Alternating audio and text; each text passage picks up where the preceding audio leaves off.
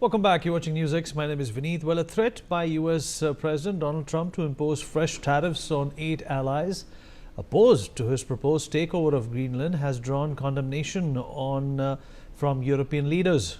UK Prime Minister Keir Starmer said that the move was completely wrong, while French President Emmanuel Macron called it unacceptable. The comments came after Trump announced a 10% tariff on goods from Denmark, Norway, Sweden, France, Germany and the United Kingdom, the Netherlands and Finland. And they would come into force on the 1st of February, but could later rise to 25% and would last until a deal was reached. Trump insists the autonomous Danish territory is critical for US security and has not ruled out taking it over by force. Now, some questions regarding Trump's decisions arise. While a military conflict between these nations is unlikely, the big question is, will Trump really pull out of NATO? And if he does, what will be the implications? And really, what to do about Greenland? What do the people of Greenland really want? We'll talk about this with our guest. Joining us on the program at this point in time is Sumit Peer, senior political commentator. Also with us on the program is Mr. Gilbert Doctorow, international affairs expert. He's joining us from Brussels in Belgium. Andrew Latham, professor of international relations, is joining us from Minneapolis in the United States. Andrew, I'll begin with you. Obviously, we had a conversation about this yesterday as well, but the fact of the matter is that imposing tariffs and economically trying to punish people who don't agree with you is a sure shot way of isolating the Americans. I understand there is a dependability on the Americans when it comes to the idea of NATO. But what does this do to this alliance, and what does this mean for countries who have been supporting the United States on its various wars throughout the world for decades? Well, the first thing to be noted is President Trump has no authority to withdraw from any treaty, including the one that binds the United States to NATO. So legally, he's barking up a tree that doesn't even exist. That's not to say, though, that he is not in a position to generate friction within the alliance, including friction between the United States and very friendly governments, even governments that might be ideologically different from him, like Keir Starmer's government in the UK.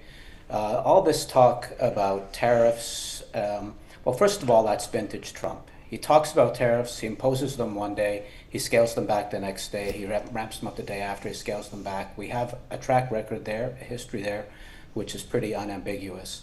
That's just his modus operandi. Sometimes, though, that can generate long-term negative consequences for the United States.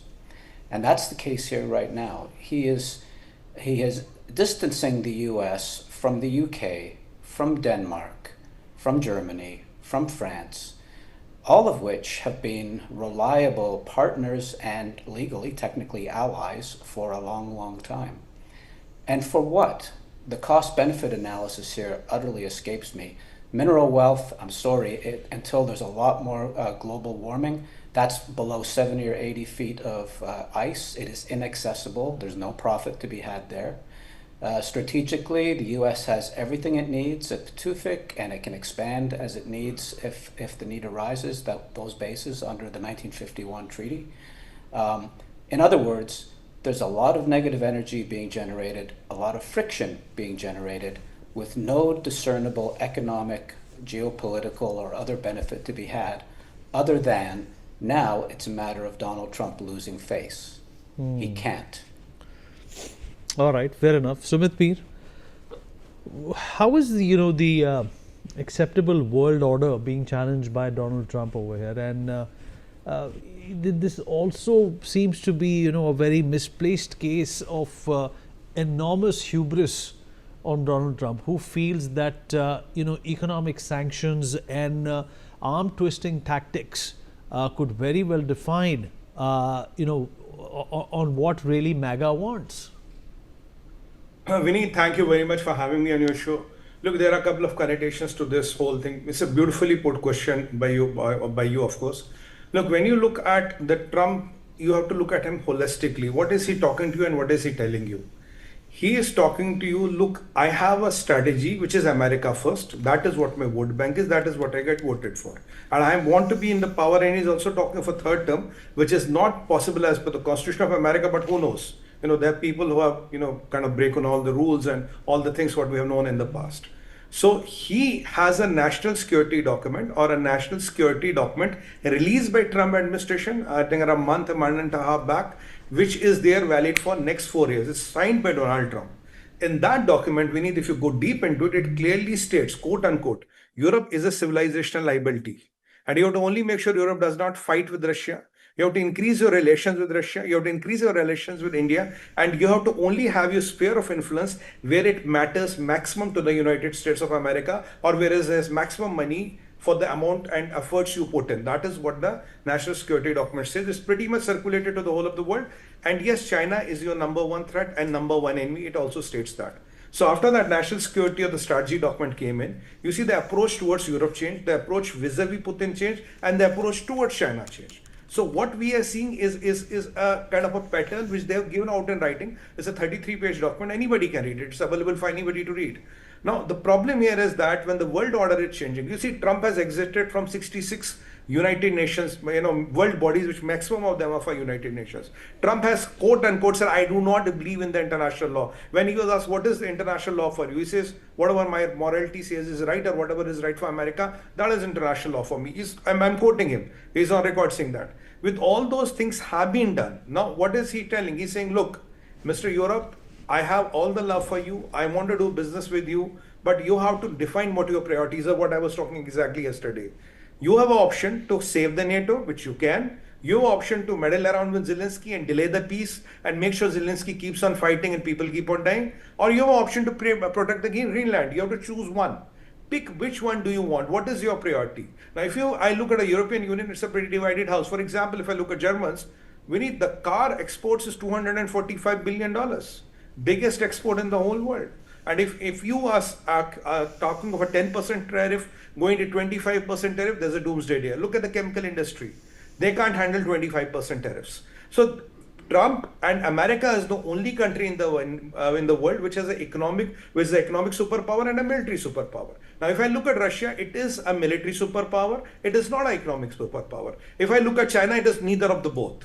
So what is he trying to do? He's trying to leverage on both his strengths. Okay, military. Okay, you don't walk to me. Okay, economy. Okay, military. Okay, economy. This is how I am going to leverage. I'm going to fight with both my hands. That is what he's doing. He's not a one-handed boxer. And right or wrong, moral or immoral, whatever he is trying to do, and he has a crowd back at home who are cheering for him and who are people who are listening to him. What do you think if the pressures go on? Won't Germany, how long will Germany stick to the European Union and its fancy ideas? How long can others stick to it? And look at one lady who's very smart, Giorgia Meloni. She never uttered a word. There are no sanctions on her. Keir Starmer being a best buddy, you have sanctions. Giorgia Meloni did not utter a word. There are no sanctions on her. Even if you can look at the European Union, there are only sanctions on 7 countries. Now, what about the rest of minus 23, 24 countries? They are not interested in all this. They are going to say, look, I'm not bothered. They are only on you. He did not put sanctions on European Union. He put sanctions on a listed few countries. Does Brussels have sanctions? No. Where is the power of the entire European Union? It's in Brussels. They have no sanctions. So he is going to play this divide and rule. Whoever has maximum economic stakes, he will come and start talking, and the Europe as such has to decide. I was looking at the Greenland's prime minister. He said, I believe in Europe. Your NATO is going to protect me. But who is NATO? If you take America from the NATO, who is NATO? Logically, after the World War II, you should have rested NATO. There was no need for NATO, but you want to keep it alive. And there are a lot of people who want their pension postings in NATO and want to keep it alive and want to scare the whole Europe. Oh, Putin is going to attack here. Putin is going to attack here. Now he wants to do this. But at the end of the day, if you take Americans out of it, if you take American firepower out of it, how good is NATO as a force? It's not a force. Can you all put together handle Putin on your own? Can you put all together handle China on your own? Answer is no. So if Trump has the bargaining pie or the bargaining piece, he's asking for his pound of flesh. It's as simple as that. And you know the person, he's a trader, he's a businessman. He wants to get the best of the best deal for himself. And now with all the pressures and political pressures, he has also put an economic pressure on the table. Now You have political pressure, you have moral pressure, you also have economic pressure. Deal with it, guys, and tell me how good you are. It's as simple as that, how I look at it. All right, Mr. Keith Vaz, former UK minister, is also joining us at this point in time. He's joining us from the heart of the action in London, United Kingdom. Keith, how are you looking at monitoring the situation which is happening in Greenland at this point in time? Trump, of course, very clear that they will take Greenland by force, but the downside of this entire ambition of Donald Trump is the fact that he's going to be putting a lot of divisive feelings within the NATO, an organization that has been instrumental in keeping some semblance of peace since World War II. Good afternoon, Vinod. Actually, I'm in the heart of the action in Leicester. From when your program started, I came up the M1. This is unprecedented. I don't think that anyone has seen anything like this in the history of NATO and of Europe, where the key ally, the driving force behind NATO, is seeking firstly to buy part of another NATO country, and then to do the next thing. If they can't buy it, they're just going to take it by force. The easy way or the hard way. So in all the Trumpisms that we've seen over the last year and indeed in his first term, this is, in a sense, the ultimate, to be able to say to an ally, we're going to take a bit of your country. What I think is worrying the other NATO countries is not so much the tariffs, because they may well be struck down by an American court. If you are only imposing a tariff on the grounds that you want to put pressure on EU countries and Britain to give up a part of their territory, this is not legal in terms of the law of America. It will be struck down. At the moment, it's just a threat, as you know, but just making the threat is serious enough. I mean, tomorrow morning, the Speaker of the House of Representatives is going to be addressing a joint session of Parliament in the United Kingdom. The first time a Speaker has ever been asked to do so. He's just given an interview in which he says he does not think that Greenland should be part of the United States of America. So if your own Speaker of your Congress, of your Parliament, is saying they don't think it's a good idea, why on earth is he pursuing this? Obviously, the token force they've sent, Vinette, is probably smaller than the number that you have on this program. I think it's one soldier from the United Kingdom, one soldier from Finland, and a few others who've come from Germany. So it's not a big deal here. But the big deal is the threat of tariffs, which is illegal, it's immoral, and it will destroy NATO as we know it. Actually, the only country in the world, and I'm not sucking up to you because this is a program coming from India, but the only country in the world that has stood firm against the United States is actually India, and the actions of your Prime Minister Narendra Modi. Everyone else has either caved in, gone to Washington to beg for some kind of relief, or drawn a line, which is what's happened here. You're quite right. And of course, this is an unprecedented situation, which is also seeing a lot of resistance from within the Republican Party in the United States. Mr. Doktorov, what does this mean for countries like Russia and China? What would they have to say to the Americans, who has been preaching to them for a very long time? Well, I think that they are delighted to see the dispute going on. And I think they appreciate better than my fellow panelists what it's all about. The destruction of NATO is not an accident that would come from Mr. Trump's ambitions for Greenland. It is the reason for his stating these ambitions. He cannot, as the first panelist said, he cannot legally leave NATO. But he can destroy NATO by letting the Europeans destroy it. And that's what's happening now. It's not the United States will leave NATO. It is that the NATO European members will leave the organization. That is what it's all about. And if you miss that, you're looking from the wrong end of the telescope. The point is that the 8 countries that were listed as subject to tariffs, They are the 8 countries, that is, 7 of them are EU members plus the UK, who have sent these nominal troops to Greenland. Now, those troops, which are risible in terms of numbers, as my fellow panelist has suggested, are just there on a reconnaissance mission to see what the options are on the ground. But the fact that they have been sent indicates that their governments believe that they can resist or should resist Mr. Trump. And Mr. Trump is responding to all of them, except one, by the way, and this came up in passing, Belgium. Belgium has one person who is now in Greenland, one military man. Why was Belgium spared? Well, Belgium is the only country that stood up to 26 other EU members, or 25 EU member countries, over the question of confiscation of Russian assets. And I think that Mr. Trump is aware enough about the unique position, the only country to stand up to Merz and to von der Leyen and to preach some sense. Now, we've spoken about these European countries as allies. That is not how Mr. Trump views them. He views the countries and populations with great sympathy. He views the history of these lands and relations with the states with sympathy. But for him, the governments of these EU member states are enemies. They are ideological enemies. That was perfectly clear from the new national security strategy document. And before that, in February of 25, it was perfectly clear from the speech that J.D. Vance delivered to the Munich Security Conference. They are not friends, they are enemies.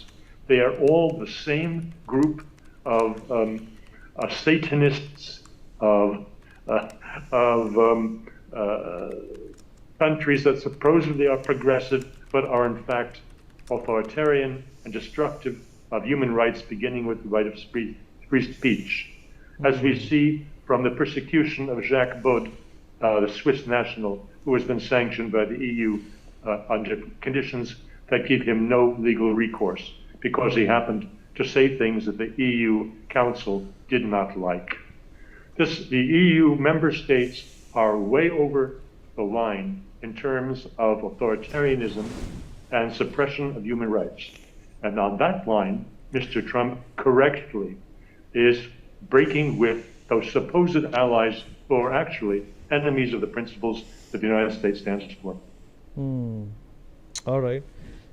Andrew, hypothetically speaking, if Donald Trump does succeed, in his aspirations to, take over Greenland, and NATO is compromised, how are we expecting Russia to respond after that? How are we expecting China to respond after that? If they take over Taiwan, will the Americans have any kind of a moral superiority, to prevent that from happening? Well, there's a couple of threads one could pull on there, one of which is to think about the worst case scenario. Let's assume for a moment, I think it's far-fetched, but let's assume for a moment that NATO implodes because the Europeans, in a fit of pique, decide that they're going to take their toys and go home. What would happen? Well, the European Union would have to do something which it's promised/threatened to do for a long time, which is take defense seriously. And maybe there'd be a serious European Union defense arrangement, similar to NATO, but not North Atlantic, no Canada, no the United States, just the European countries. And they'd have to pull their own weight, and they would be organized in a way that would counterbalance the Russian threat.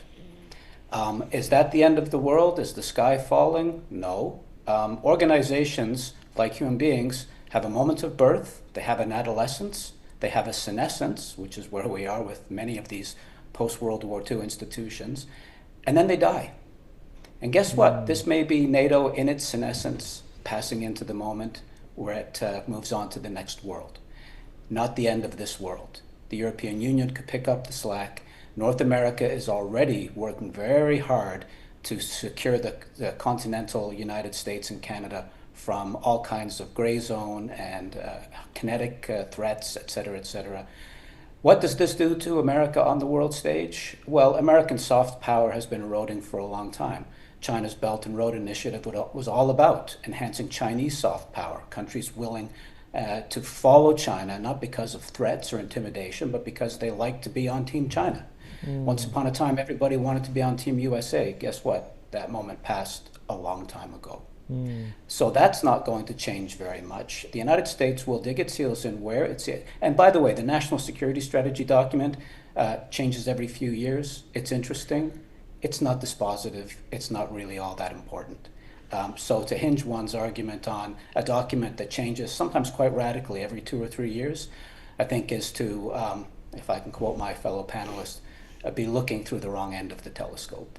The United States, we look at actions, not words. Acta non verba. It's an old and classic line. And its actions are that it will defend its interests. It will uphold the rules-based international order when those rules operationally reflect American values and interests. And when the times change, the United States will see its national interests differently and will act differently. And this is a moment when that old world order, I've said it before on the show, is dying. The new world order has yet to be born. And there's a lot of moral panic at the moment in America, in Europe, and in the media, shall we say, because we don't know what's coming next. And we know and we're comfortable with sort of what went before. And this is a very upsetting moment in world history. We've been here before. Often, and I'll say this as a cautionary note, often when these moments occur, the old order is passing, the new one has yet to be born, we have world wars. The Napoleonic Wars, the First World War and Second World War, etc. Let's hope that this is not that case.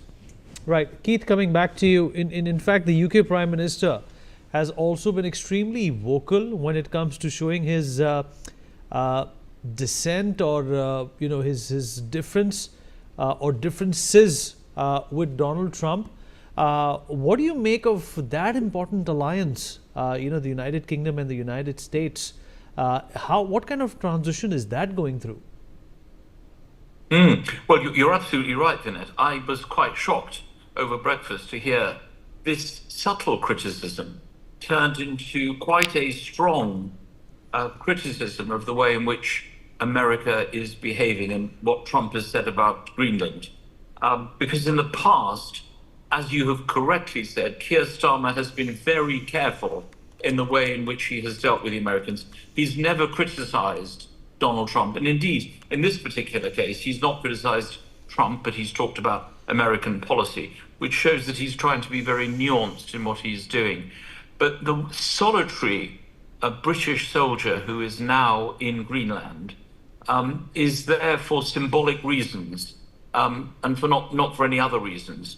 So it's important to understand that this is something of a break, because even though Britain is no longer in the EU and only some EU countries are sending their forces, their limited forces, their symbolic forces to Greenland, it's still the case, very clearly the case, that the majority of countries are in NATO, and therefore they will feel very concerned and very worried about what's happening. But Keir Starmer has taken a different course on this issue. I think public opinion in the United Kingdom is very much against this. I suppose other European countries must worry about this, because if he makes an offer to buy and then invade Greenland, which is part of a sovereign country that is a member of the EU and NATO, then what's to stop him taking Iceland next, or perhaps Scotland, which he's very fond of? As we know, his mother comes from Scotland. He might then make an offer for Scotland. So I think what people are worried about is not Greenland per se, because obviously Greenland has never been a strategically important country that we've talked about on your program over the years. It now has become very important. But there are other bits of Europe and the world which America might try to take over. And that is the worry, I think, that Keir Starmer has. The line in the sand that is being drawn by all these countries is, we hear what you say, you're not going to do this, because it's not that we fear the loss of Greenland, we fear the loss of something else. How many other countries? Canada, as you know, Vinit, they were the first on his list. The first country that was going to be the 51st state was Canada, and then Mark Carney got elected. And he's, I think, a little bit afraid of Mark Carney. There are certain leaders in the world that Donald Trump will not cross in a dramatic way. India, China, and Russia, of course, we know that. They're big countries. But Canada is another one of those countries. And as we've seen this week, the new deal that's been done between Canada and China over electric vehicles and over the sale of agricultural products. But Andrew's right. This is a big turning point in the world. The issue is, will it be consummated, or is it just another one of Donald Trump's threats? Fabulous point, Keith. Sumit, saw your hand go up. Before we wrap up, what do you think has gotten Donald Trump started? In my opinion, it's this unprovoked and unstopped entry into Venezuela that has made him very, very smug with the fact he can do whatever he wants. Vineet, Venezuela is a $25 trillion jackpot. Let's look at it that way. My plus land. Second thing is it cuts American debt substantially, which is the magical key for there. Point number 3, look, Trump on record has said that European Union is an existential threat to me. Europe was made, and Euro was made to kind of bring down the dollar, and I will not let it happen. And he was very clear day before yesterday, if NATO goes, it's okay. Now today the task is very simple. Forget NATO, forget Greenland, forget Zelensky. The way it is going, it's for the European and European unions to decide, do they want to have the European Union intact, or you will have a couple of breakaway republics which are big and which have sizable interests. Then that existential threat which Trump used to quote, and I'm calling him, he used to quote, he is the biggest threat. He will let it go away, and if it goes away, what happens to the plight of Euro? So you have to have a European Union together, you have to have a Euro together, and when you have this, then you have to form the alliance. And look at what his son said in Doha around a month back. He said, if you want to fight Putin, build up an army, buy the weapons, find the money, and go and do it. America is not going to write the check. Neither American soldiers are going to die for you. The message was loud and clear from Doha. And if you don't get it, if you don't hear it, I'm sorry, that is how the world works. All right, fair enough. Fabulous point there. Appreciate everybody who joined in. Mr. Dr. Andrew, thank you so much. And Keith, appreciate your time. We've run out of our conversation. It's time for a short break. We'll be right back.